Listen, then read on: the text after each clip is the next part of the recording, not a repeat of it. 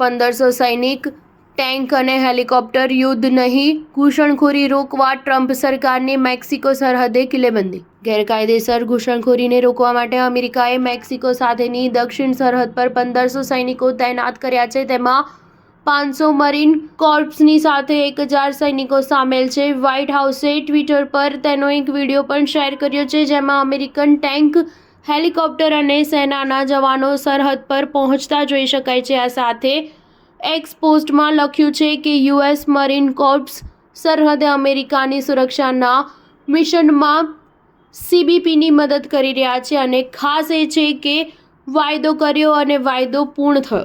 અમેરિકાના સંરક્ષણ મંત્રાલયે 22 જાન્યુઆરીએ એક નિવેદનમાં જણાવ્યું હતું કે રાષ્ટ્રપતિ ડોનાલ્ડ ટ્રમ્પ દ્વારા એક્ઝિક્યુટિવ ઓર્ડર પર હસ્તાક્ષર કર્યાના 36 કલાકની અંદર 500 મરીન કોર્પ્સ અને 1000 સૈનિકોને દક્ષિણ સરહદ પર મોકલવાનો નિર્ણય લેવામાં આવ્યો છે.